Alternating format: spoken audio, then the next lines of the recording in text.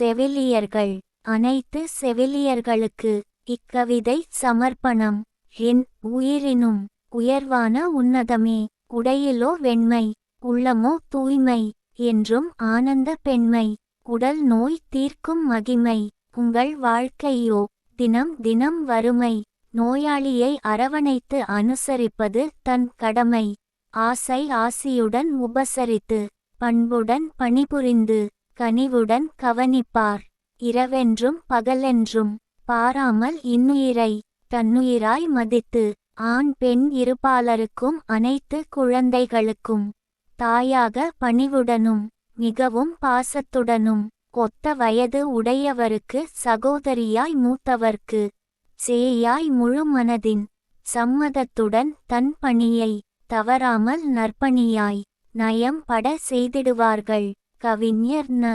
முருகேசன், ஓசூர். கவிதை பிடித்திருந்தால் மறக்காமல் லைக், ஷேர், கமெண்ட் மற்றும் சப்ஸ்கிரைப் பண்ணுங்க செவிலியர்கள். அனைத்து